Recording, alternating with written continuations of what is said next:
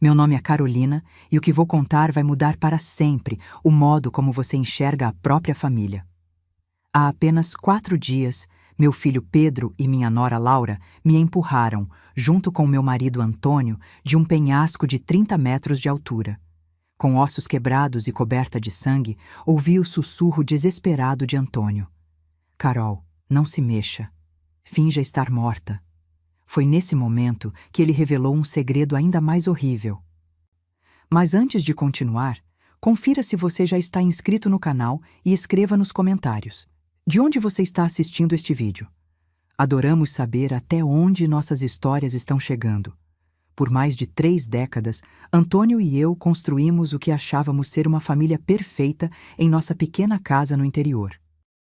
Eu era professora primária, enquanto ele administrava nossa pequena marcenaria, onde criava móveis que faziam qualquer um suspirar de admiração. Tínhamos 2 filhos, Eduardo, o mais velho, e Pedro, que veio 5 anos depois. Eduardo era nossa alegria, sempre ajudando o pai na oficina e trazendo amigos para casa nos finais de semana. Pedro era mais reservado, mas ainda assim eu o amava profundamente. Como mãe, você nunca tem favoritos, ou pelo menos era o que eu pensava.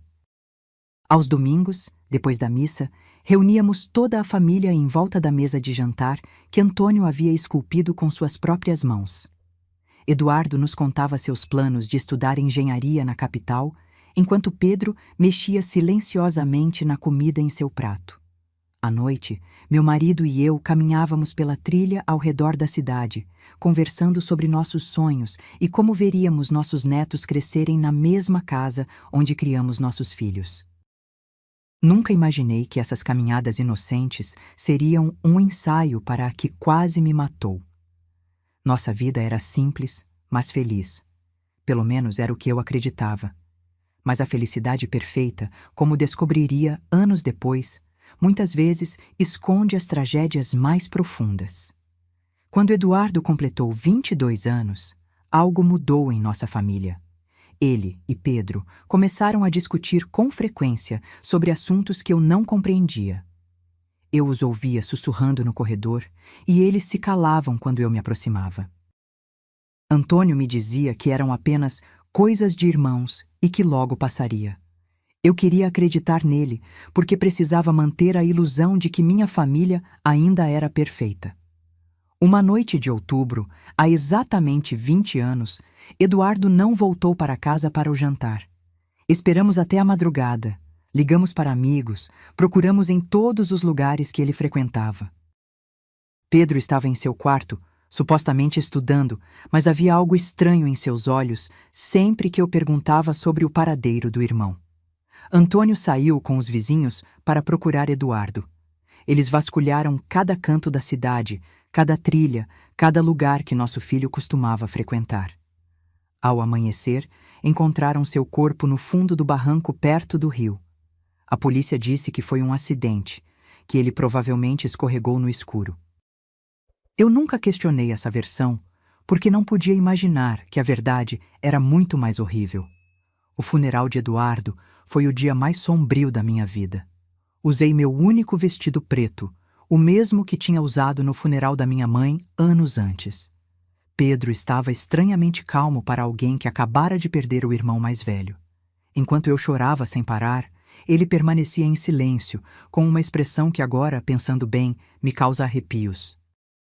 Antônio nunca saiu do meu lado durante todo o funeral, me amparando quando minhas pernas fraquejavam, sussurrando palavras de conforto que, como descobri depois, tinham um gosto amargo em sua boca.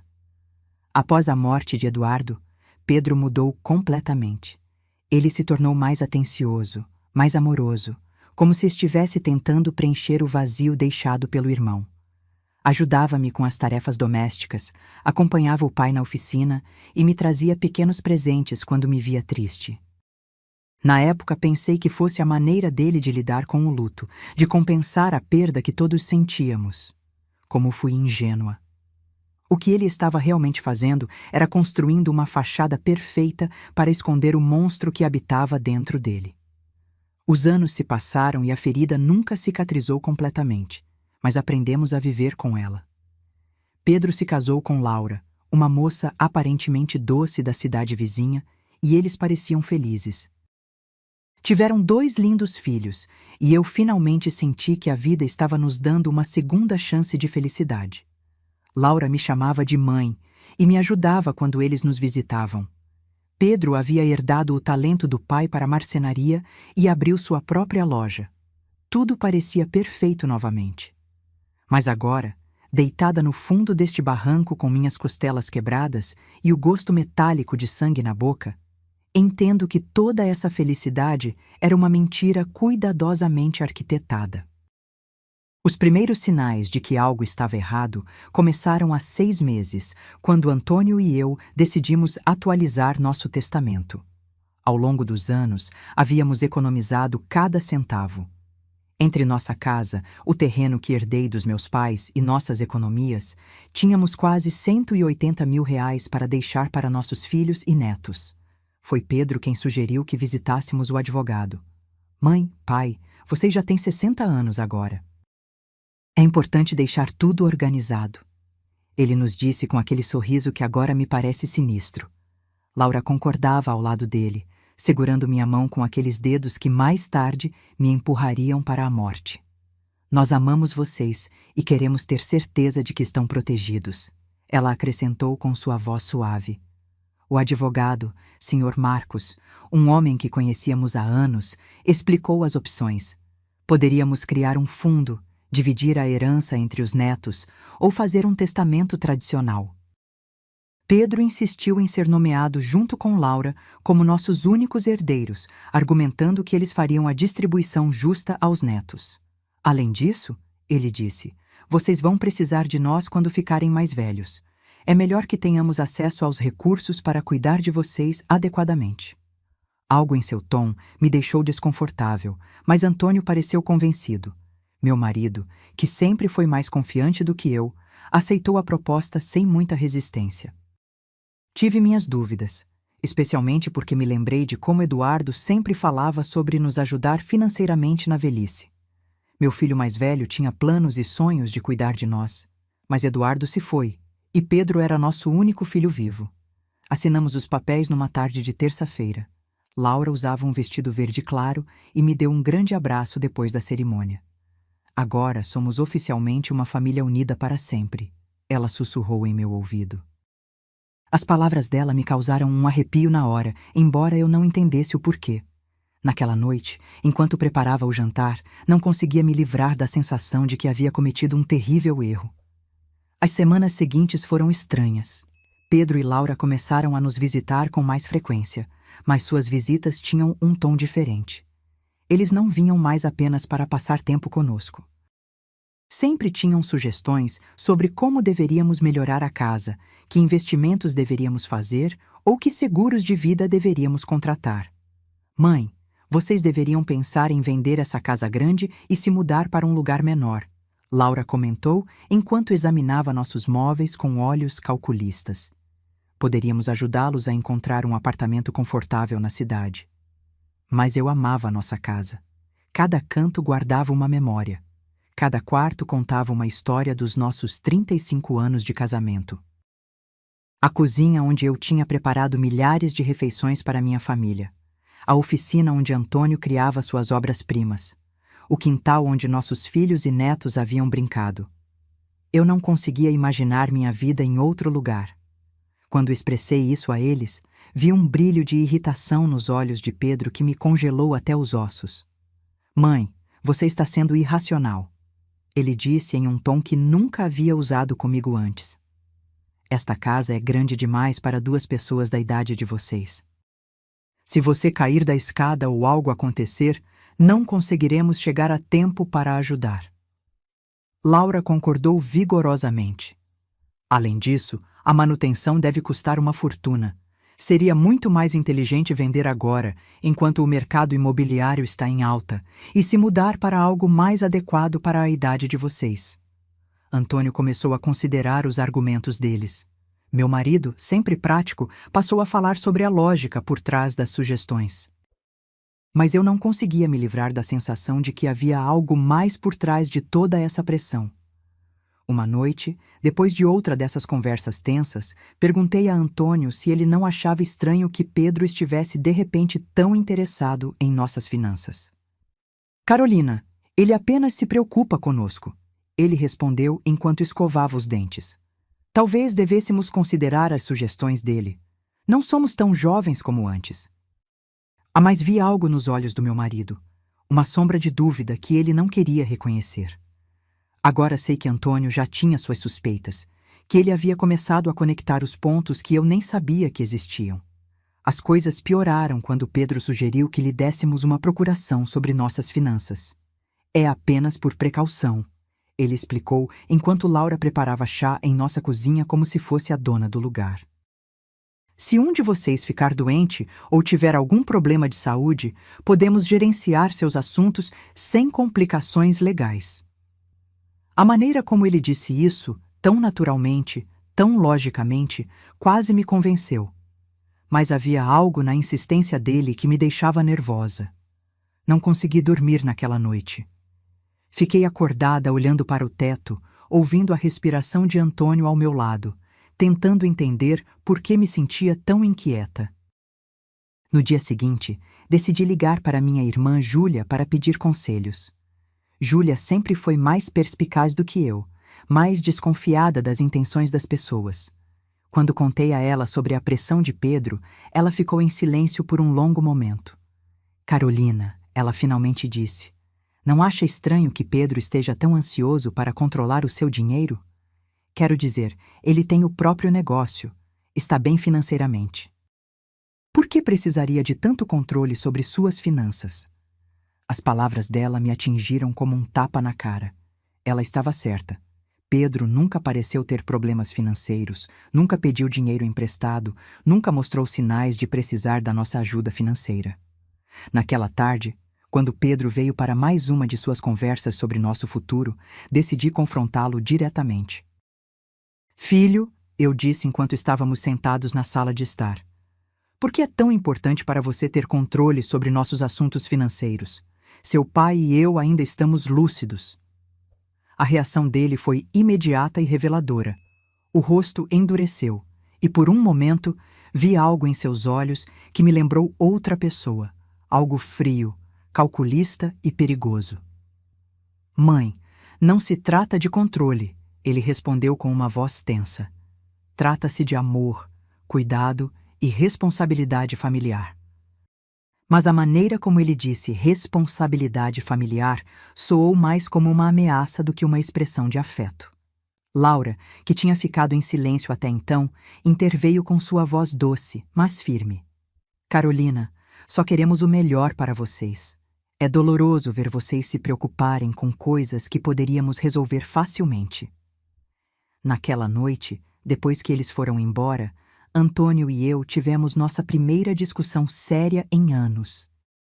Ele achava que eu estava sendo paranoica, procurando problemas onde não havia nenhum. Insisti que algo não estava certo, que o comportamento do nosso filho havia mudado demais. Antônio, eu disse enquanto lavávamos a louça, você se lembra de como Pedro era antes de Eduardo morrer? Ele era diferente, mais distante, mais... não sei como explicar, mas havia algo nele que me assustava. Meu marido parou de lavar o prato em suas mãos e me encarou com atenção. Em seus olhos, vi algo que não tinha visto antes: reconhecimento. Carolina, ele disse com uma voz muito baixa. Há coisas sobre a morte de Eduardo que nunca te contei. Meu coração disparou como se quisesse sair do meu peito. As palavras de Antônio me atingiram como um raio, abrindo uma ferida que eu nem sabia que existia. O que tem sobre a morte de Eduardo? Perguntei com a voz trêmula. Meu marido se sentou pesadamente em uma das cadeiras da cozinha, a mesma mesa onde havíamos compartilhado tantas refeições em família, onde Eduardo costumava fazer sua lição de casa e onde Pedro sempre permanecia em silêncio. Antônio passou as mãos pelo rosto, como se tentasse apagar as memórias que o atormentavam há 2 décadas. Na noite em que Eduardo morreu, ele começou com a voz embargada. Pedro não estava em seu quarto estudando como nos disse. Eu o vi sair de casa por volta das 8 horas. Segui-o porque algo em sua atitude me preocupou. Ele tinha estado muito estranho naqueles dias, mais agressivo, mais ressentido. Meu marido parou, olhando para suas mãos calejadas, como se a terrível verdade que guardara por tanto tempo estivesse escrita nelas. Eu os vi discutindo perto do barranco. Carol, eu os ouvi gritando coisas horríveis um para o outro. O mundo começou a girar ao meu redor. Sobre o que eles estavam discutindo? Sussurrei, embora uma parte de mim já não quisesse saber a resposta. Antônio levantou os olhos e vi lágrimas neles. Lágrimas que ele nem sequer derramara no funeral do nosso filho mais velho. Sobre dinheiro. Carolina, Pedro estava furioso porque Eduardo era o mais velho, porque, segundo as tradições familiares, ele herdaria a maior parte dos nossos bens. Mas havia algo mais, algo sobre um dinheiro que Eduardo havia descoberto. Que dinheiro? Perguntei, sentindo o chão desaparecer sob meus pés. Antônio suspirou profundamente antes de continuar. 3 dias antes de morrer, Eduardo veio falar comigo na oficina. Ele havia descoberto que Pedro estava roubando dinheiro das nossas economias. Pequenas quantias no início, mas depois somas maiores. Eduardo tinha provas. Estava investigando há meses. Minha mente recusou-se a processar o que eu estava ouvindo. Meu filho caçula, aquele que tinha sido tão atencioso após a morte de Eduardo, aquele que nos ajudava e cuidava de nós, estava nos roubando antes mesmo de seu irmão morrer. Por que você nunca me contou? Acusei Antônio, sentindo a traição se multiplicar. Porque quando cheguei ao barranco naquela noite, já era tarde demais, respondeu com uma voz sufocada. Eu vi Pedro de pé ao lado do corpo de Eduardo. Nosso filho mais novo tremia, chorava e repetia várias vezes: "Foi um acidente. Foi um acidente." Ele olhou para mim desesperado e implorou por ajuda. "Pai", ele disse. Eduardo tropeçou quando tentou me agredir. Eu só me defendi e ele perdeu o equilíbrio. Lágrimas escorriam pelo meu rosto incontrolavelmente. "Mas você acreditou nele?" murmurei, embora já soubesse a resposta. Antônio assentiu lentamente com uma expressão de culpa que o assombrava há décadas. Ele era meu filho, Carolina. Meu filho mais novo pedindo ajuda e Eduardo já estava morto. Eu não podia trazer um de volta à vida destruindo o outro. Pensei que fosse realmente um acidente, que Pedro tinha aprendido a lição, que se tornaria um homem melhor depois disso. "E o dinheiro roubado?" perguntei, precisando saber cada detalhe desse pesadelo. Pedro prometeu que o devolveria pouco a pouco, que tinha pegado o dinheiro para investir em um negócio que deu errado. Jurou que nunca mais faria algo assim. E eu acreditei nele, Carolina. Deus me perdoe. Acreditei nele porque precisava acreditar que meu filho não era um assassino. Levantei-me da mesa, cambaleando, segurando-me na parede para não cair. Tudo o que eu havia acreditado sobre minha família, sobre meu filho sobrevivente, sobre os últimos 20 anos da minha vida, era uma mentira. "Ele devolveu o dinheiro?" perguntei, embora já soubesse a resposta pelo olhar no rosto de Antônio. "Nunca", respondeu. Na verdade, continuou roubando pequenas quantias que eu fingia não notar, porque confrontá-lo significaria admitir que eu tinha acobertado um assassinato. Tornei-me cúmplice dele, Carolina. Cada vez que fiquei em silêncio, cada vez que fingi não ver as contas bancárias diminuírem, tornava-me mais cúmplice. A terrível realidade começou a tomar forma em minha mente. "É por isso que ele está tão interessado em controlar nossas finanças agora", murmurei. "Não é porque se importa conosco.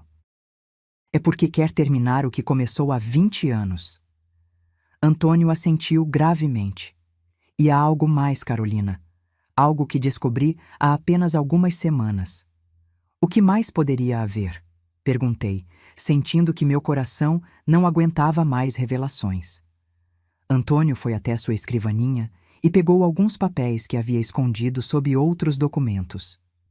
"Estive investigando discretamente as finanças de Pedro. O negócio de marcenaria dele não está indo tão bem quanto quer que acreditemos." Na verdade, está à beira da falência. Ele deve mais de 90 mil reais a vários bancos e fornecedores. Os papéis tremeram em minhas mãos enquanto lia os números. Pedro não era o homem de sucesso que fingia ser. Era um fracassado desesperado que vivia de mentiras e dinheiro roubado há décadas. Laura sabe de tudo isso? Perguntei, lembrando do sorriso doce e dos abraços afetuosos dela. Tenho certeza que sim, Antônio respondeu. Notei como ela direciona as conversas quando falam sobre nosso dinheiro. Como faz perguntas específicas sobre nossas economias, o valor da casa, nossos seguros de vida. Não são perguntas inocentes, Carolina. São perguntas de alguém que está calculando exatamente quanto vale nossa morte. Essa frase me gelou até os ossos. Nossa morte, repeti num sussurro. Foi a primeira vez que considerei que Pedro poderia querer nos causar danos físicos. Até aquele momento pensei que ele apenas quisesse nos roubar ou nos enganar. Mas se havia matado o próprio irmão por dinheiro, o que o impediria de matar os pais pela mesma razão?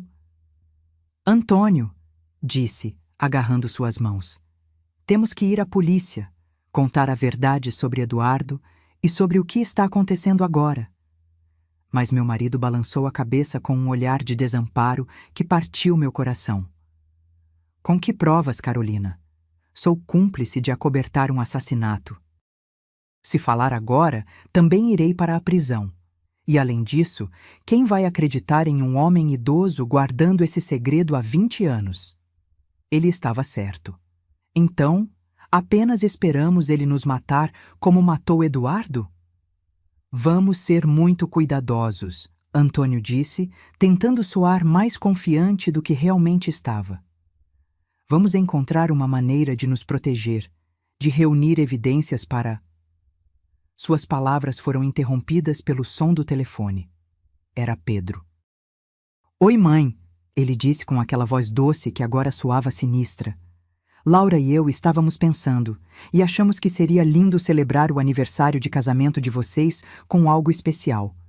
Que tal levarmos vocês para aquela cachoeira de que vocês tanto falam no próximo fim de semana? Poderíamos fazer uma trilha em família, tirar fotos e ter um dia perfeito juntos. Meu sangue gelou. Olhei para Antônio, que ouviu a conversa e tinha o mesmo olhar de terror no rosto. Essa é uma ideia muito doce, filho, consegui responder com voz trêmula. Mas deixe-nos pensar sobre isso e retornaremos amanhã. Depois de desligar, Antônio e eu nos olhamos em silêncio, sabendo que tínhamos acabado de receber um convite para nossa própria execução. A cachoeira, murmurei. Ele vai nos levar para a cachoeira para nos matar e fazer parecer um acidente. Antônio assentiu gravemente. A cachoeira ficava no final de uma trilha íngreme, com vários pontos perigosos ao longo do caminho. O local perfeito para um acidente trágico. Naquela noite, não dormimos um minuto, abraçados em nossa cama, planejando como poderíamos nos salvar do nosso próprio filho. Os dias seguintes foram um pesadelo de terror e fingimento. Antônio e eu tivemos que agir como se nada tivesse acontecido quando Pedro e Laura vieram nos visitar, sorrindo quando falavam sobre o passeio à cachoeira, concordando quando nos contavam empolgados que seria um ótimo momento em família. Mas por dentro, cada fibra do meu ser gritava de medo. Eu sabia que estava olhando nos olhos dos assassinos do meu filho mais velho e que agora planejavam fazer o mesmo comigo e com meu marido. Laura chegou na tarde de quarta-feira com uma sacola de compras e aquele sorriso radiante que agora parecia a careta de um demônio. Carolina, querida, disse, me abraçando com aqueles braços que logo me empurrariam para a morte. Comprei alguns suprimentos para nossa aventura na cachoeira. Sanduíches, água, frutas, tudo o que precisaremos para o piquenique. Ela me mostrou o conteúdo da sacola como se fosse uma criança empolgada, mas eu só conseguia pensar em como cada um daqueles itens poderia ser usado para acobertar nosso assassinato. Também trouxe minha nova câmera, acrescentou, puxando uma câmera digital cara.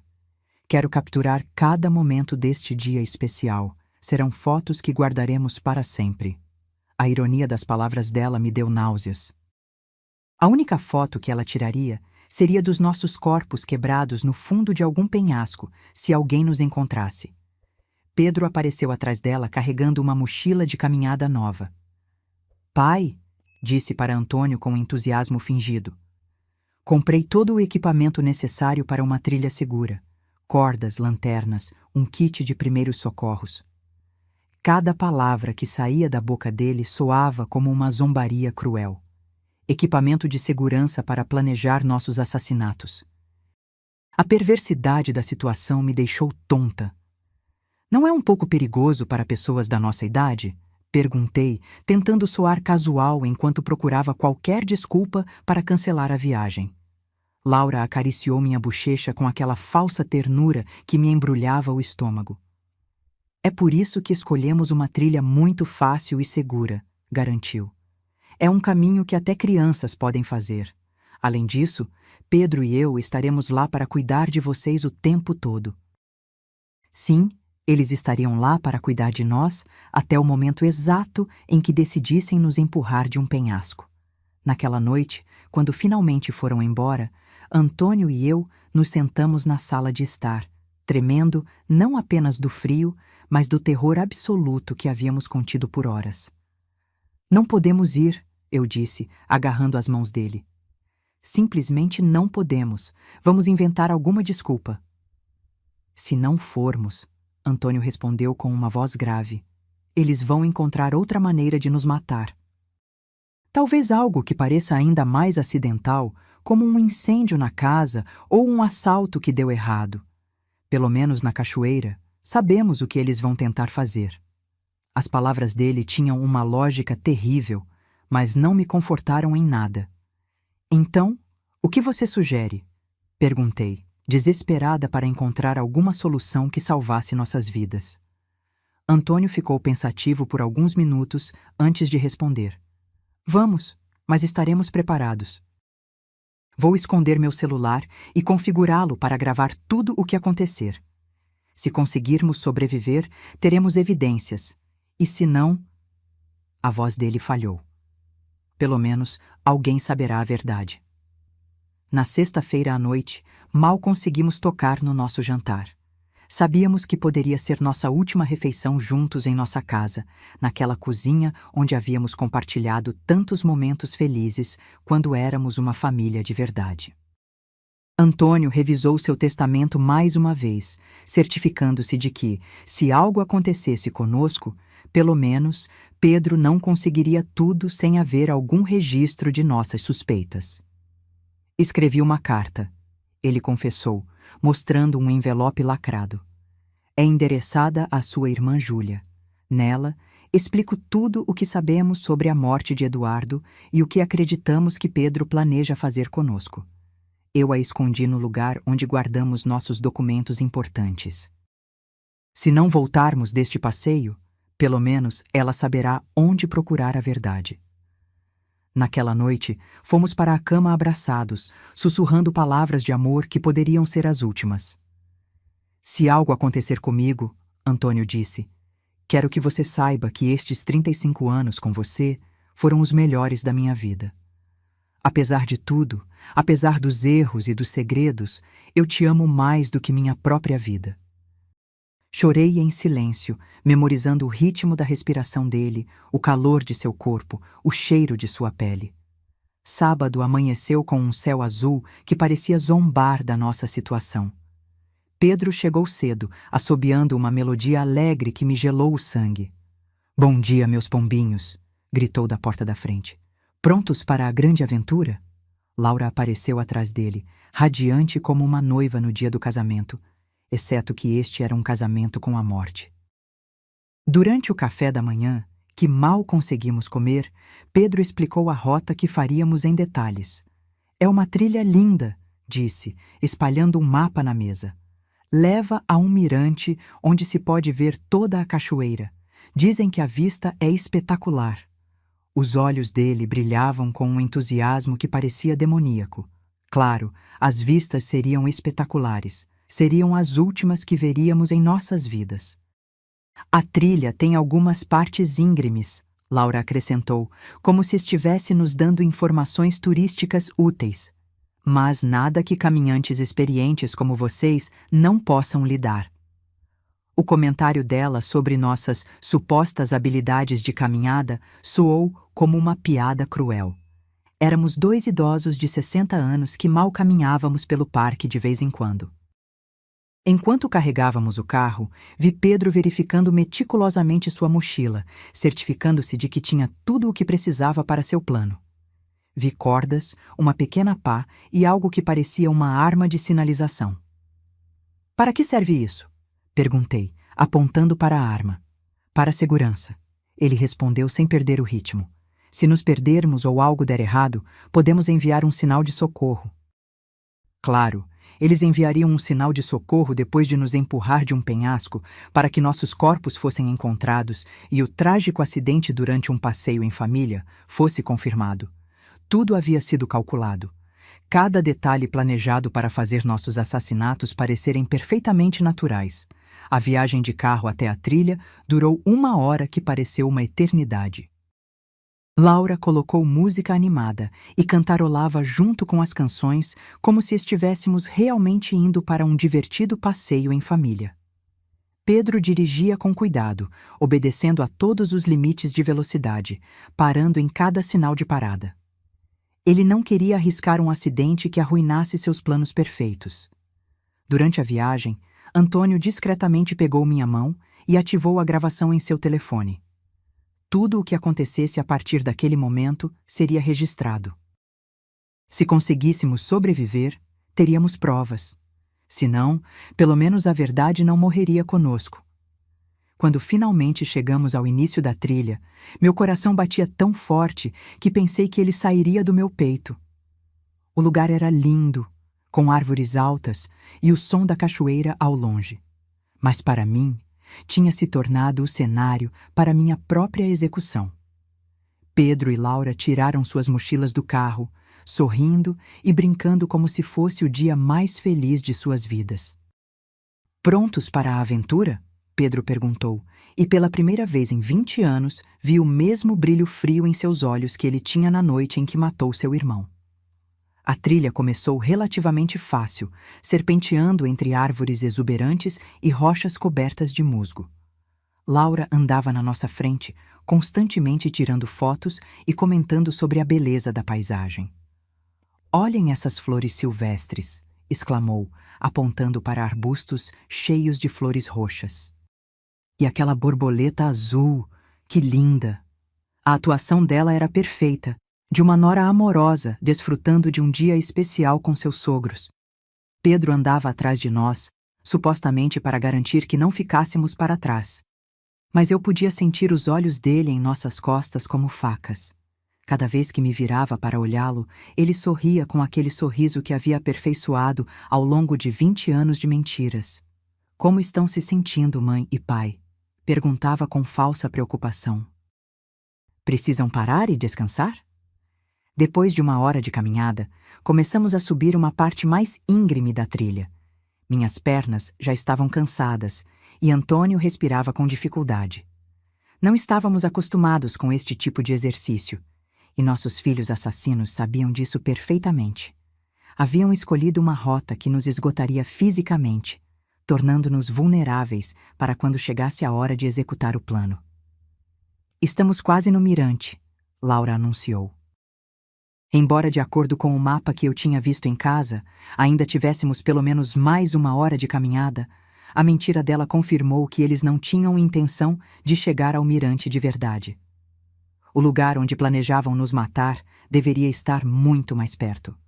Durante a caminhada, tentei memorizar cada detalhe da trilha, cada árvore, cada rocha que pudesse servir como referência se conseguisse sobreviver e precisasse explicar à polícia exatamente onde tudo aconteceu. Antônio fazia o mesmo, e ocasionalmente trocávamos olhares carregados de terror e determinação. Sabíamos que estávamos caminhando para nossas mortes, mas também sabíamos que era nossa única chance de conseguir as evidências de que precisávamos. "Oh, olhem aquilo!" Laura de repente gritou, apontando para uma formação rochosa que se destacava à nossa direita. Aquele penhasco tem uma vista incrível. Por que não subimos lá para tirar algumas fotos especiais? Meu sangue gelou. Lá estava, o lugar que eles haviam escolhido para nosso assassinato. O penhasco se erguia cerca de 30 metros acima da trilha principal, acessível por um caminho secundário que parecia muito mais perigoso do que o que estávamos seguindo. As rochas estavam soltas, havia menos árvores para se agarrar caso tropeçássemos, e do topo podia-se ver um precipício que caía em uma ravina profunda, cheia de rochas pontiagudas. Não sei se é uma boa ideia, eu disse, tentando soar casual. Essa trilha parece bastante perigosa para pessoas da nossa idade. Mas Pedro já tinha começado a caminhar em direção à bifurcação, carregando sua mochila cheia de equipamentos de segurança que eu sabia que ele não usaria para nos salvar. Vamos, mãe, ele disse com aquela voz que usava quando era criança e queria me convencer de algo.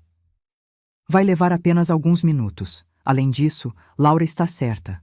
As fotos lá de cima serão espetaculares. A maneira como ele disse espetaculares me fez tremer. Seriam espetaculares para quem as visse depois como evidência do nosso acidente. Antônio apertou minha mão discretamente, lembrando-me que seu telefone estava gravando tudo. Tínhamos que continuar. Tínhamos que ir até o fim para conseguir as evidências que precisávamos. Se recusássemos agora, eles simplesmente encontrariam outra oportunidade, outro lugar, outra desculpa para nos matar. A subida para o penhasco foi exaustiva. As rochas soltas deslizavam sob nossos pés, e mais de uma vez estive prestes a cair. Mas o mais aterrorizante foi perceber o quão perfeito este lugar era para um assassinato. Se alguém caísse acidentalmente do topo, não haveria como sobreviver. E mais importante, não haveria testemunhas. Quase lá! Laura gritou de cima, onde já tinha chegado com a agilidade de alguém que tinha planejado esta rota com cuidado. Pedro a seguiu e então ajudou Antônio e eu a completar os últimos metros da subida. As mãos dele em meus braços pareciam as garras de um abutre. O mirante era de fato espetacular. De lá, podíamos ver todo o vale, as montanhas ao longe e a cachoeira despencando entre as árvores. Em qualquer outra circunstância, teria sido um lindo momento para compartilhar com a família. Mas sabendo o que eu sabia, o lugar parecia o cenário perfeito para um pesadelo. Venham aqui para as fotos, Laura gritou, posicionando-se perto da beira do penhasco. Quero que a cachoeira esteja no fundo. Antônio e eu nos aproximamos lentamente, cada passo nos aproximando do nosso destino final. Eu podia ver Pedro se posicionando estrategicamente atrás de nós, calculando ângulos, medindo distâncias. Perfeito! Laura exclamou, levantando sua câmera. Agora, abracem-se e sorriam. Antônio e eu nos abraçamos, provavelmente pela última vez, enquanto ela tirava foto após foto. Cada flash da câmera parecia um raio anunciando a tempestade que estava prestes a vir. Tirem mais uma, Pedro sugeriu, movendo-se mais perto de nós. Mas desta vez, fiquem um pouco para trás para que a paisagem apareça melhor. Um passo para trás significava estar exatamente na beira do precipício. Antônio e eu trocamos um olhar. A hora tinha chegado. Movemo-nos para trás como nos foi dito, sentindo o chão sólido desaparecer sob nossos pés, restando apenas o vazio do abismo atrás de nós. Laura levantou a câmera mais uma vez, mas desta vez vi algo diferente em seus olhos. Não havia mais necessidade de fingir. A máscara havia caído. Sorriam, ela disse com uma voz que não tinha mais nada de doce. Esta vai ser a última foto de vocês. Naquele momento, Pedro se lançou em nossa direção com os braços estendidos. O plano era simples: nos empurrar para trás para que caíssemos no vazio, tirar algumas fotos do acidente e depois descer para descobrir nossos corpos quebrados. Mas Antônio vinha se preparando para este momento. No último segundo, ele conseguiu agarrar o pulso de Pedro e puxá-lo para a frente. Se vamos morrer, você vem conosco! Ele gritou com uma fúria que eu nunca tinha visto nele antes.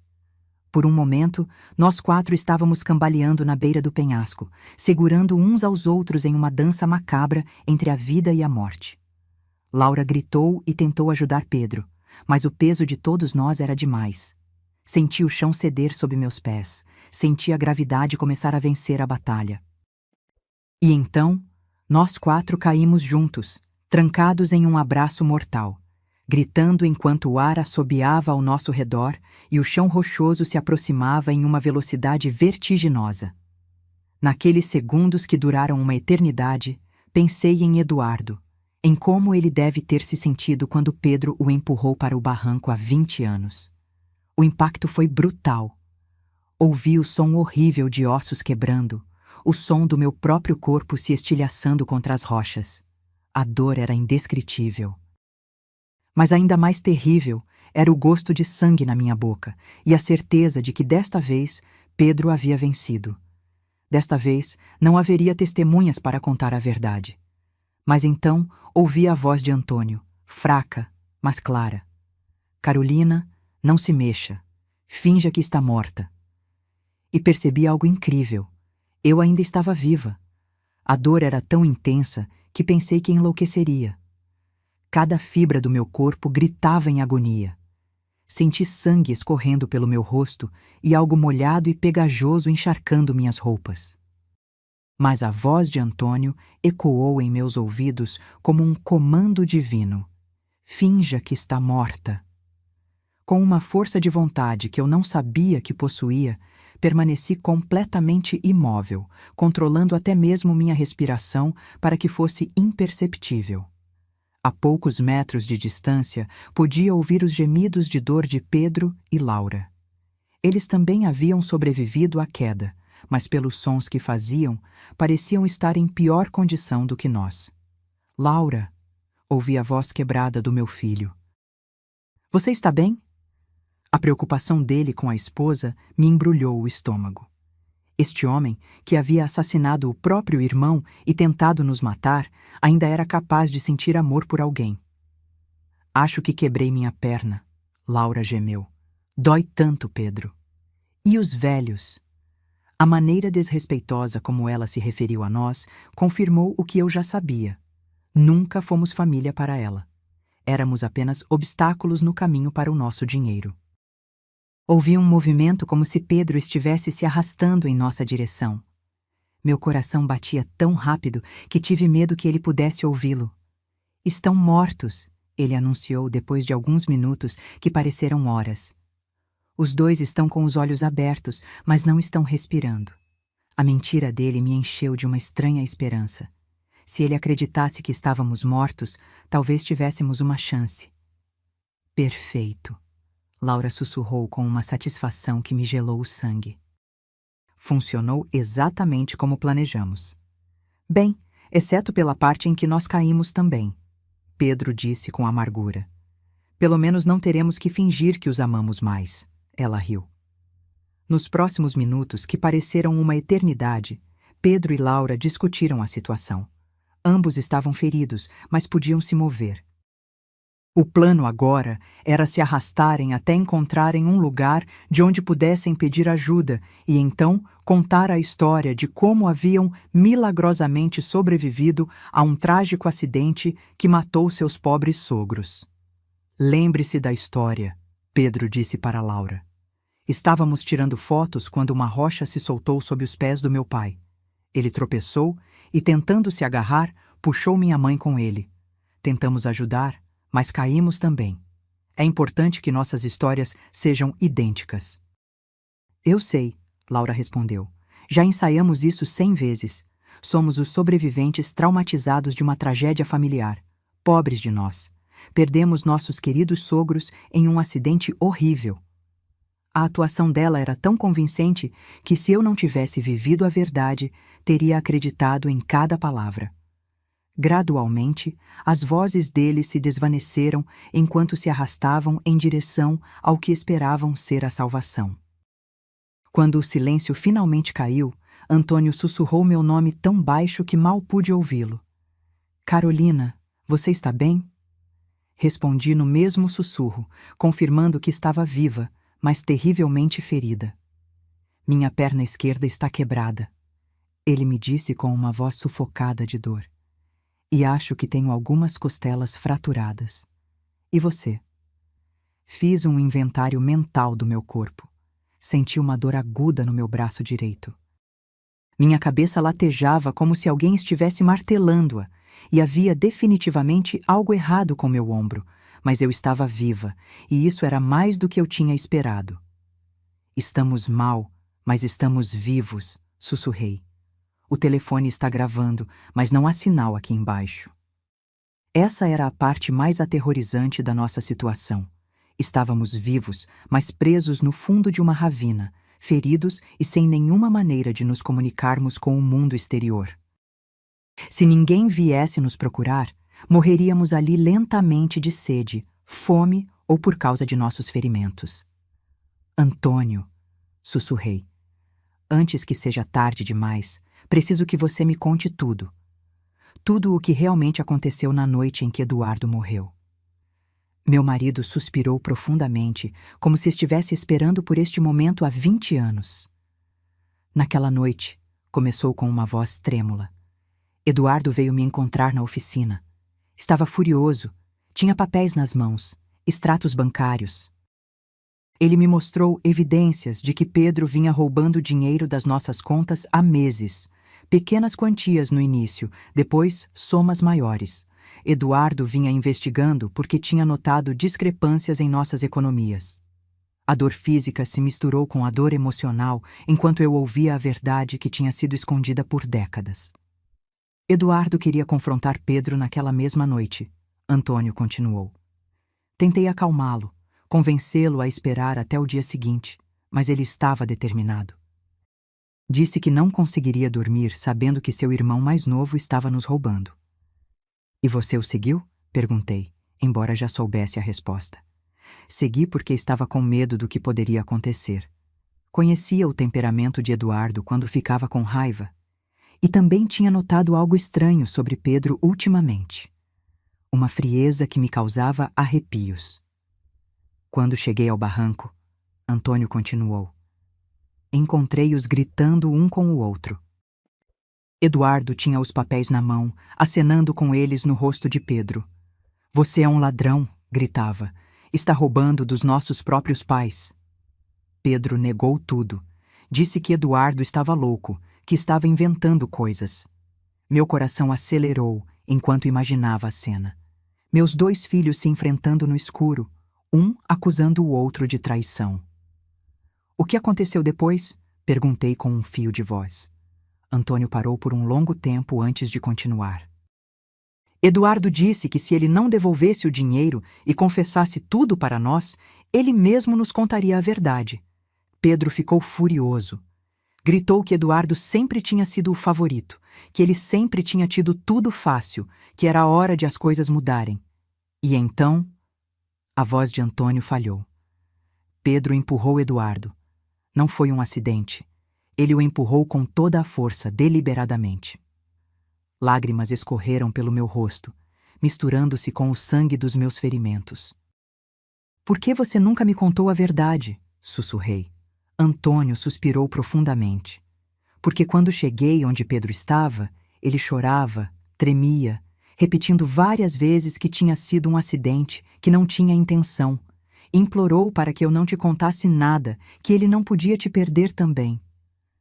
Mas você sabia que era uma mentira, murmurei com o coração partido. Sim, mas ele era meu filho, Carolina, meu único filho sobrevivente. Como eu poderia entregá-lo à polícia? Como poderia destruir o que restou da nossa família? A justificativa dele doeu tanto quanto minhas lesões físicas. E o dinheiro roubado? Continuei. Pedro prometeu que o devolveria pouco a pouco. Jurou que tinha sido uma má decisão, que estava desesperado, que nunca mais aconteceria. Mas ele nunca devolveu um único centavo. Na verdade, continuou roubando, e eu continuei em silêncio, porque a cada dia que passava, eu me tornava mais cúmplice do crime dele. Nesse momento, ouvimos vozes ao longe. Pedro e Laura tinham conseguido encontrar ajuda. Em breve, as equipes de resgate estariam aqui e nossos filhos assassinos interpretariam o papel de suas vidas. Os sobreviventes traumatizados de uma tragédia familiar. As vozes ficaram cada vez mais próximas, acompanhadas pelo som de helicópteros sobrevoando a área. A equipe de resgate havia chegado, e com eles veio o momento mais crucial das nossas vidas. Antônio e eu tínhamos que tomar uma decisão em questão de minutos. Deveríamos continuar fingindo que estávamos mortos, até encontrarmos a oportunidade perfeita para revelar a verdade ou arriscar ser resgatados junto com nossos assassinos? Carolina, Antônio sussurrou urgentemente. O telefone gravou tudo o que aconteceu lá em cima. Temos a confissão de Laura sobre o plano. Temos Pedro admitindo que somos obstáculos. Temos tudo, mas se nos encontrarem vivos agora, eles podem destruir as evidências antes que consigamos entregá-las às autoridades. Ele estava certo. Se Pedro e Laura percebessem que tínhamos sobrevivido e ouvido as confissões deles, encontrariam uma maneira de nos silenciar para sempre. Desta vez, não seria um acidente. Seria algo muito mais direto e definitivo. Tínhamos que esperar pelo momento perfeito. Eles estão aqui embaixo, a voz de Pedro gritou de cima. Meus pais, por favor, se apressem. A atuação dele era perfeita, sua voz quebrada de dor e desespero. Se eu não conhecesse a verdade, teria acreditado que ele era um filho devastado pela perda dos pais. Senhor, mantenha a calma. Uma voz autoritária respondeu que devia pertencer ao chefe da equipe de resgate. Vamos descer para avaliá-los. O senhor e sua esposa conseguem se mover? Ouvi o som de cordas e equipamentos sendo preparados para a descida. Laura tinha aperfeiçoado seu papel como a nora em luto. Não acredito que isso aconteceu, ela soluçou. Estávamos tirando fotos, tão felizes. Tudo aconteceu tão rápido. Uma rocha se soltou e eles caíram. Cada palavra era uma facada no meu coração, porque eu sabia que ela repetiria essas mesmas frases para a polícia, para a mídia, para qualquer um que quisesse ouvir a versão dela dos acontecimentos. Os socorristas começaram a descer. Eu podia ouvir as vozes deles se aproximando, o som das botas contra a rocha, o tilintar dos equipamentos. Antônio apertou discretamente minha mão, lembrando-me que tínhamos que manter a atuação, não importa o que acontecesse. Eles estão aqui, um dos socorristas gritou ao nos encontrar. Temos 2 pessoas no fundo da ravina. Ele se aproximou e começou a nos examinar. Mantive meus olhos fechados e minha respiração tão rasa que era quase imperceptível. Senti as mãos dele procurando um pulso no meu pescoço, o ouvido dele perto da minha boca, tentando detectar respiração. Este ainda tem pulso fraco, anunciou, referindo-se a Antônio. A mulher? Não tenho certeza. Preciso da equipe médica aqui embaixo imediatamente. Meu coração acelerou. O plano estava funcionando. Eles acreditariam que Antônio estava à beira da morte, mas ainda vivo, enquanto eu estaria perto o suficiente da morte para não ser uma ameaça imediata. Nos minutos seguintes, que pareceram horas, os paramédicos trabalharam em nós. Senti que colocavam uma máscara de oxigênio em mim, verificavam minhas feridas e me prendiam a uma maca. O tempo todo, tive que lutar contra cada instinto do meu corpo que me gritava para abrir os olhos, para pedir ajuda, para parar de fingir. O homem está estável, mas em estado crítico, ouvi um dos paramédicos relatar pelo rádio.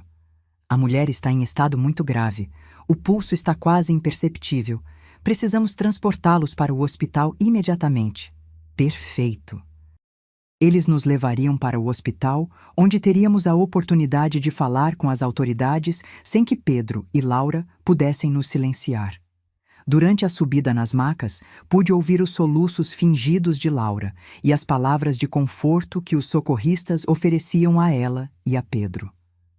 Você foi tão corajosa por sobreviver a isso, alguém lhe disse. É um milagre que vocês 2 estejam relativamente bem. Se eles soubessem que o verdadeiro milagre era que Antônio e eu estávamos vivos para contar a verdade. No helicóptero médico, enquanto voávamos em direção ao hospital, podia sentir a presença de Antônio na maca ao meu lado. Os paramédicos estavam focados em mantê-lo estável, e pelas conversas deles, entendi que ele estava em estado crítico. As lesões dele eram mais graves do que as minhas, e por um momento terrível, temi que ele pudesse morrer antes que tivéssemos a chance de revelar a verdade. Senhora, ouvi um dos paramédicos me dizer, se puder me ouvir, aguente firme, estaremos no hospital em poucos minutos. A voz dele era gentil, cheia de uma compaixão genuína que contrastava dramaticamente com a falsidade que eu vinha ouvindo da minha própria família. Quando chegamos ao hospital, o caos foi imediato. Médicos e enfermeiros corriam de um lado para o outro, gritando ordens médicas que eu não entendia. Fui levada diretamente para uma sala de emergência, onde começaram a trabalhar em minhas lesões. Eu tinha que continuar fingindo que estava inconsciente, mas também precisava encontrar uma maneira de me comunicar com alguém em quem pudesse confiar. Doutor, ouvi uma enfermeira dizer, os sinais vitais dela estão estranhos. O pulso está mais forte do que esperaríamos para alguém na suposta condição dela. Meu coração disparou. Eles tinham me descoberto. Eu era uma atriz tão ruim que meu próprio corpo estava me traindo. O médico murmurou. Acontece às vezes em casos de trauma extremo. O corpo tem maneiras misteriosas de se agarrar à vida. Vamos manter um controle rigoroso sobre a paciente. As próximas horas serão cruciais. Fizemos tudo o que podíamos. Laura fez um som que era supostamente um soluço de dor, mas para mim soou como um suspiro de alívio. Podemos vê-los? Pedro perguntou. Apenas por alguns minutos. Precisamos nos despedir caso algo aconteça. O médico concordou e logo ouvi passos se aproximando da minha cama. Era o momento mais perigoso de todos. Eu tinha que convencer meu filho assassino de que eu estava realmente morrendo. Senti a presença de Pedro ao lado da minha cama. A mão dele tocou a minha, e tudo o que pude fazer foi não puxar minha mão imediatamente. Mãe, ele sussurrou. Se puder me ouvir, quero que saiba que te amo. Sinto muito por isso ter acontecido. As palavras dele eram mel envenenado, doce na superfície, mas mortal em sua essência. Laura se aproximou do outro lado. Carolina, querida, murmurou. Você tem sido como uma mãe para mim. Nunca vamos esquecer você. Mentira. A única razão pela qual eles não me esqueceriam era porque teriam que viver com o conhecimento de que tinham me assassinado. Mas então Pedro se inclinou mais perto do meu ouvido e sussurrou algo que me gelou o sangue. Espero que tenha aprendido a lição, mãe. Você nunca deveria ter feito tantas perguntas sobre nossas finanças. Algumas verdades são melhores deixadas enterradas, assim como Eduardo. Naquele momento, soube que nosso plano tinha funcionado. Pedro tinha acabado de confessar, e embora eu não tivesse como gravar, havia uma enfermeira na sala que tinha ouvido cada palavra. O sussurro de Pedro ecoou em meus ouvidos como uma confissão direta de sua culpa. Ele tinha mencionado Eduardo.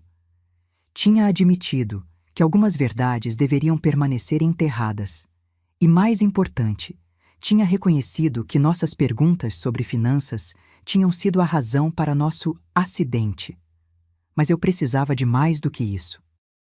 Precisava de uma confissão completa, que não pudesse ser mal interpretada ou negada depois. A enfermeira que tinha ouvido o comentário, uma jovem mulher chamada Marina, segundo sua identificação, havia congelado ao lado do monitor de sinais vitais. Vi através das minhas pálpebras semicerradas enquanto os olhos dela se arregalavam de surpresa e horror. Ela tinha ouvido algo que não deveria ter ouvido, e sua expressão me disse que entendia as implicações daquelas palavras perfeitamente. O que você disse sobre Eduardo? Laura sussurrou, obviamente surpresa com a menção do irmão morto. Pedro ficou tenso, percebendo que tinha falado demais.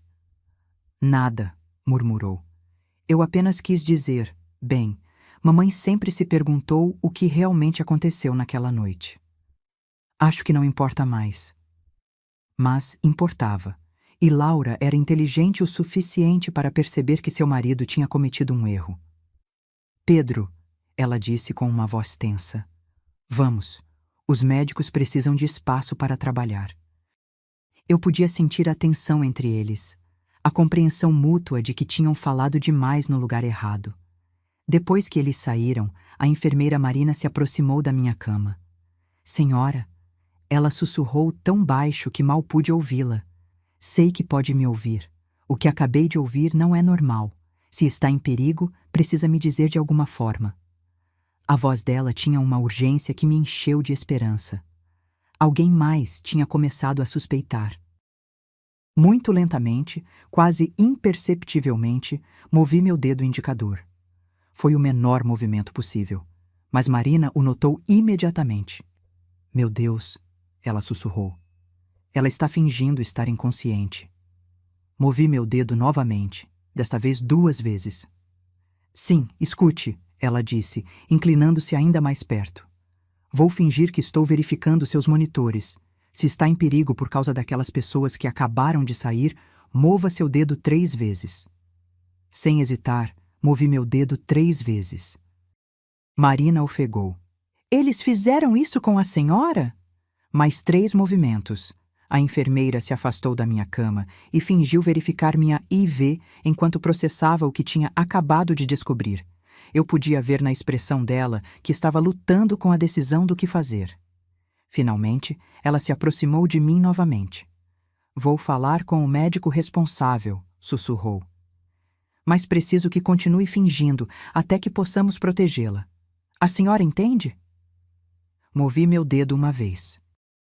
Os minutos seguintes foram agonizantes. Marina saiu do quarto e fiquei sozinha, esperando e rezando para que ela acreditasse na minha história e tomasse as ações certas. Finalmente, ouvi passos se aproximando. Era Marina acompanhada por um homem mais velho que devia ser o médico-chefe e, surpreendentemente, 2 policiais. Senhora, o médico disse com uma voz baixa. A enfermeira Marina nos contou sobre sua situação. Se puder me ouvir, precisa saber que está segura agora. Os policiais estão aqui para protegê-la. Uma onda de alívio tão intensa quase quebrou minha atuação. A senhora pode abrir os olhos? Um dos policiais perguntou. Lentamente, muito lentamente, abri meus olhos. A luz do hospital me cegou por um momento, mas gradualmente consegui focar nos rostos preocupados que me cercavam. Graças a Deus, Marina murmurou. Pensei que estava imaginando coisas. Senhora, disse o policial, um homem de meia idade com uma expressão séria. Sou o detetive Ribeiro. Entendemos que pode estar em uma situação muito perigosa. Pode nos dizer o que realmente aconteceu na cachoeira? Minha voz saiu como um sussurro rouco depois de horas fingindo estar inconsciente. Meu filho e a esposa dele nos empurraram. As próximas horas foram um turbilhão de depoimentos, gravações e revelações. Contei ao detetive Ribeiro tudo o que sabia. A morte de Eduardo, os roubos de Pedro, a pressão para mudar nosso testamento e, finalmente, o plano para nos assassinar na cachoeira. Mas a coisa mais importante era a gravação no telefone de Antônio. Seu marido tem evidências gravadas? O detetive perguntou, os olhos brilhando. Sim, respondi. Tudo está no telefone dele. As confissões, os planos, tudo. O detetive imediatamente foi para o quarto onde Antônio estava sendo tratado. Antônio havia recuperado a consciência 1 hora depois de mim, e quando o detetive explicou a situação, ele entregou seu telefone sem hesitar. Aqui está tudo, ele disse com uma voz fraca, mas firme. 20 anos de mentiras, e a verdade sobre o que aconteceu hoje. Enquanto os técnicos da polícia analisavam a gravação, Pedro e Laura permaneceram na sala de espera, interpretando seu papel como membros da família devastados para outros visitantes do hospital. Eles não tinham ideia de que sua atuação cuidadosa estava prestes a terminar para sempre. A gravação é clara. O detetive anunciou depois de 1 hora. Temos confissões explícitas sobre o assassinato de Eduardo, admissões sobre roubar dinheiro e evidências diretas de tentativa de assassinato premeditada contra vocês dois. É mais do que suficiente para prendê-los. Mas vocês vão prendê-los aqui? Perguntei, preocupada com nossa segurança. Se eles perceberem que estamos vivos e falando... O detetive assentiu, entendendo minha preocupação. Já temos policiais em posição. Assim que tivermos o mandado de prisão assinado, os levaremos. Enquanto isso, vocês dois estão sob proteção policial. A ironia da situação não me escapou. Pedro e Laura estavam lá embaixo, provavelmente conversando com parentes de outros pacientes, recebendo condolências pelas nossas mortes, planejando como lidar com nosso funeral e herança. Não tinham ideia de que nos quartos do andar de cima do hospital estávamos desmantelando seu mundo de mentiras cuidadosamente construído. Há mais alguma coisa? O detetive disse, puxando uma pasta de documentos. Depois de ouvir sua história, investigamos as finanças do seu filho. Ele não está apenas falido, como a senhora suspeitava, mas também deve dinheiro a algumas pessoas muito perigosas, agiotas que não aceitam desculpas. Meu sangue gelou. Quer dizer que não éramos apenas inconvenientes para ele? O detetive confirmou com um gesto sério. Vocês eram a única salvação dele. Com a herança de vocês, ele poderia pagar suas dívidas e recomeçar. Sem vocês, ele provavelmente estaria morto em algumas semanas. Essa revelação adicionou uma nova dimensão à traição. Pedro não nos via apenas como obstáculos. Nos via como sua salvação financeira. Nossa morte não era apenas conveniente para ele. Era absolutamente necessária para sua sobrevivência. E o que vai acontecer com nossos netos? Perguntei, sentindo uma nova onda de dor ao pensar nos filhos inocentes de Pedro e Laura. Os serviços sociais vão assumir a custódia temporária deles, o detetive respondeu gentilmente. Mas pelo que entendo, a senhora poderia solicitar a guarda assim que se recuperar dos seus ferimentos. A ideia de criar os filhos dos nossos próprios assassinos era avassaladora, mas também era a única maneira de garantir que algo de bom viria deste pesadelo. Aquelas crianças eram inocentes e mereciam a chance de crescer em um lar onde o amor era real, não fingido. É hora, o detetive anunciou quando um policial entrou na sala com papéis em mãos. Os mandados estão assinados. Vamos prendê-los agora. Da janela do meu quarto, que dava para o estacionamento do hospital, pude ver policiais se posicionando discretamente. O momento que eu esperava há 20 anos finalmente havia chegado. Pedro e Laura, ouvi a voz firme do policial encarregado. Vocês estão presos pelo assassinato de Eduardo e pela tentativa de assassinato de Carolina e Antônio. O silêncio que se seguiu foi ensurdecedor. Então a voz histérica de Laura. Do que você está falando? Nós somos as vítimas aqui. Nossos sogros morreram em um acidente. Senhora, o policial respondeu calmamente. Seus sogros estão vivos e forneceram evidências completas dos seus crimes.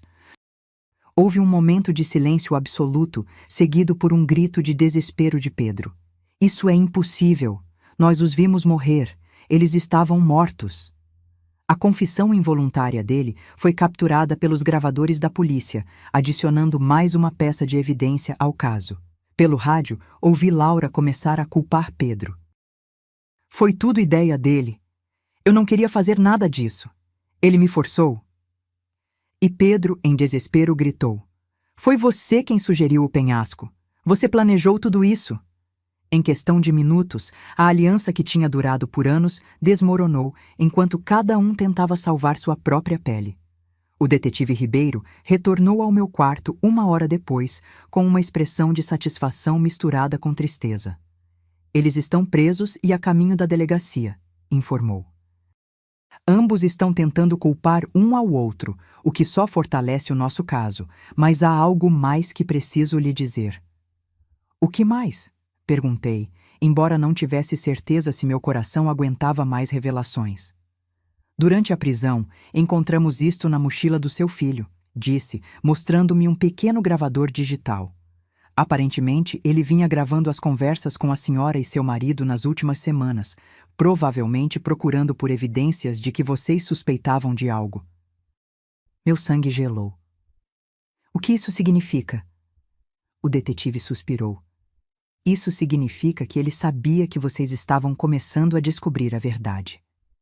A viagem para a cachoeira não foi uma decisão espontânea.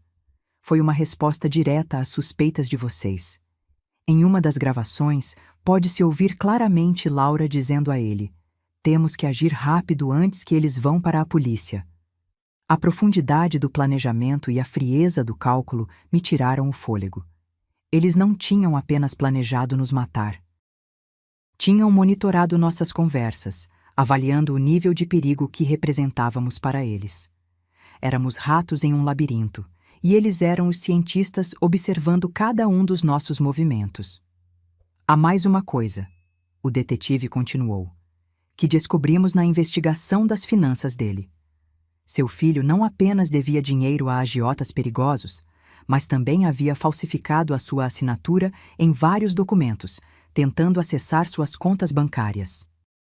Se vocês tivessem morrido naquela cachoeira, ele teria tido acesso imediato a todos os seus recursos. Cada nova revelação era como outra facada. Meu próprio filho não apenas tinha planejado me assassinar, ele vinha me roubando ativamente, falsificando minha assinatura e violando cada princípio de confiança familiar que eu tinha tentado incutir nele. Quanto dinheiro ele roubou no total? Perguntei, embora não tivesse certeza se queria saber. Cerca de R$ 45.000 nos últimos 5 anos, o detetive respondeu. Pequenas quantias que ele pensou que a senhora não notaria, mas que, quando somadas, totalizam uma quantia significativa. O dinheiro que Antônio e eu havíamos economizado ao longo de décadas de trabalho duro, centavo por centavo, tinha sido o financiamento da vida de luxo do nosso filho enquanto ele planejava nosso assassinato. Os dias seguintes no hospital foram um turbilhão de entrevistas com a polícia, visitas de advogados e ligações da mídia que havia se interessado pela história. A imprensa local intitulou o caso como a traição familiar mais chocante da década, e repórteres de todo o país queriam ouvir nossa versão dos eventos. Minha irmã Júlia chegou da cidade vizinha chorando e me abraçando como se não me visse há décadas. Carolina, repetiu várias vezes. Eu sempre soube que havia algo estranho sobre Pedro depois da morte de Eduardo, mas nunca imaginei que ele fosse capaz disso. As palavras dela me confortaram porque confirmaram que meus instintos maternos não tinham sido completamente cegos. E as crianças? Perguntei sobre meus netos que agora estavam sob custódia temporária dos serviços sociais. Visitei-os ontem, Júlia respondeu tristemente. Estão confusos, perguntando por que os pais não podem voltar para casa. São jovens demais para entender o que realmente aconteceu. O advogado que contratamos, o Sr. Marcos, o mesmo que havia preparado nosso testamento, veio nos visitar com notícias sobre o processo legal. O caso é sólido, assegurou. Com as gravações, as confissões durante a prisão e todas as evidências financeiras, é quase impossível que escapem de condenações significativas. Mas então ele acrescentou algo que me gelou até os ossos. No entanto, eles estão tentando negociar uma confissão de culpa menor, alegando que foi um crime passional, não premeditado. Um crime passional? Exclamei indignada. Eles planejaram isso por semanas, compraram equipamento especial e escolheram o lugar perfeito. O Sr. Marcos assentiu gravemente. Eu sei, e temos evidências de premeditação, mas os advogados deles vão argumentar que foi uma decisão desesperada tomada sob extrema pressão financeira. A ideia de que eles poderiam receber sentenças reduzidas por seus crimes me encheu de fúria. Eles haviam assassinado Eduardo, haviam tentado nos assassinar, haviam roubado nosso dinheiro por anos, e agora queriam se apresentar como vítimas das circunstâncias. O que podemos fazer para garantir que recebam o que merecem? Perguntei. Testemunhar. O Sr. Marcos respondeu simplesmente. Seu testemunho, combinado com todas as evidências, será crucial para que o júri entenda a verdadeira natureza desses crimes. Mas devo avisá-la, será emocionalmente devastador enfrentar seu filho no tribunal. Ele estava certo. A ideia de olhar Pedro nos olhos durante o julgamento, de ouvir os advogados dele tentando justificar o injustificável, de reviver publicamente cada momento deste pesadelo, era avassaladora. Mas era o que eu tinha que fazer, por Eduardo, por nós e por meus netos, que mereciam saber a verdade sobre seus pais. 3 semanas após a prisão, Antônio e eu finalmente pudemos ir para casa. Nossos ferimentos tinham se curado o suficiente para nos permitir nos movimentarmos, embora ele ainda precisasse de muletas e eu estivesse com o braço em uma tipóia. A casa parecia estranha, como o cenário de uma peça, depois que todos os atores tinham ido embora. Tudo estava exatamente como tínhamos deixado no dia do nosso passeio em família. Os pratos do café da manhã ainda estavam na pia. A cama estava desarrumada. As flores que Pedro tinha me trazido naquela semana ainda estavam na mesa da cozinha, agora murchas e mortas. Era como se o tempo tivesse parado no momento em que nossas vidas normais terminaram para sempre. Você acha que seremos felizes de novo? Perguntei a Antônio naquela primeira noite de volta, enquanto estávamos deitados em nossa cama familiar. Ele me abraçou com seu braço não ferido e suspirou profundamente. Não sei, Carolina, disse. Mas estamos vivos, temos a verdade do nosso lado e pela primeira vez em 20 anos não temos que viver com segredos.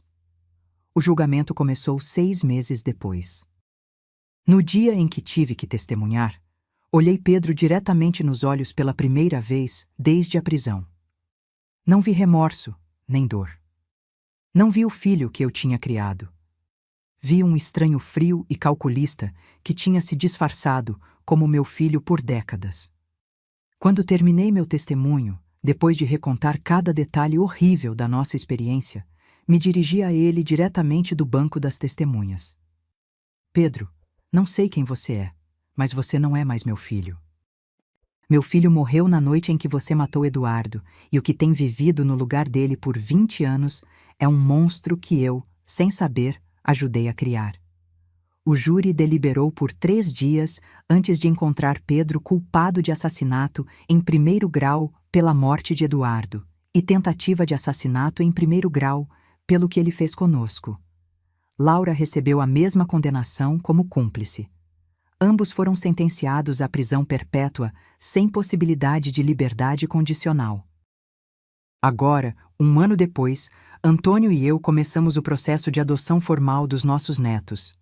Eles são crianças lindas e inocentes que merecem a chance de crescer sabendo o que é o amor de verdade, não o amor manipulador e tóxico que receberam de seus pais biológicos. A cada noite, quando os coloco para dormir, conto-lhes sobre o tio Eduardo, o irmão que nunca conheceram. Falo sobre a bondade dele, a honestidade, os sonhos que tinha para o futuro. Falo sobre a importância da verdade, mesmo quando dói. Sobre como as mentiras, por menores que sejam, podem crescer até consumir vidas inteiras. Antônio finalmente encontrou paz depois de 2 décadas carregando o peso do segredo. Ele ainda tem pesadelos, acorda no meio da noite chorando e pedindo perdão a Eduardo. Eu o abraço e digo que está tudo bem agora, que não há mais mentiras entre nós. Minha irmã Júlia e seu marido estão sempre por perto, ajudando com as crianças e nos lembrando de que ainda temos uma família, mesmo que não seja a que imaginávamos ter. Às vezes, quando estou sozinha, olho para as antigas fotos de família. Eduardo sorridente, Pedro ao seu lado, ambos tão jovens, tão cheios de possibilidades. Pergunto-me em que ponto tudo deu errado. Em que momento o ressentimento de Pedro se transformou em algo tão sombrio e tóxico que o levou a matar o próprio irmão? Se havia algo que eu poderia ter feito diferente, se eu poderia ter visto os sinais antes que fosse tarde demais. Mas então, me lembro das palavras que a terapeuta me disse. Não podemos mudar o passado, apenas como respondemos a ele. E eu escolho responder com verdade, com amor pelos meus netos, com gratidão por ter sobrevivido para contar esta história. Ontem, visitamos o túmulo de Eduardo pela primeira vez em anos. Levamos os netos conosco, e embora eles não entendessem completamente o que significava, ajudaram a colocar flores na lápide. Contei a eles que o tio Eduardo estava olhando por eles lá de cima, garantindo que crescessem em um lar cheio de amor e honestidade. Enquanto estávamos lá, um vento suave passou por entre as árvores, e por um momento senti como se Eduardo finalmente tivesse encontrado paz. Como se ele soubesse que, depois de 2 décadas, a verdade finalmente veio à tona. Que aqueles que o traíram foram finalmente levados à justiça. Nosso caminho para a cura será longo. Há dias em que a dor da traição é tão forte que mal consigo levantar da cama. Há noites em que acordo gritando, revivendo aqueles momentos terríveis no penhasco. Mas há também momentos de luz. O riso das crianças enchendo novamente nossa casa. O toque reconfortante da mão de Antônio na minha. A certeza de que, por mais quebrada que nossa família esteja, ainda temos uns aos outros. Esta é a lição que aprendi da maneira mais dura possível. Às vezes, aqueles que nos causam os ferimentos mais profundos são os que juraram nos amar. Às vezes, o sangue não é mais grosso que a água. Às vezes, a família que escolhemos, os amigos, os vizinhos que nos apoiaram durante o julgamento, a enfermeira Marina que acreditou em mim quando eu mal podia falar, é mais leal do que aquela em que nascemos. Mas também aprendi que mesmo nas trevas mais profundas, há sempre um caminho para a luz. Que a verdade, por mais dolorosa que seja, sempre encontra um jeito de vir à tona. E que o amor, o verdadeiro amor, não aquela falsificação tóxica que Pedro e Laura fingiam sentir, é a única coisa que pode nos salvar no final. Ontem à noite, enquanto observava Antônio brincando com as crianças na sala de estar, percebi algo importante. Eles nunca conhecerão o terror que vivemos naquele penhasco. Nunca saberão como é ser traído tão profundamente por alguém que você ama. E isso talvez seja a maior vitória de todas. Agora, se você gostou dessa história, já clica nesse próximo vídeo que está aparecendo na tela, porque nele há história de traição e reviravolta como você nunca viu antes.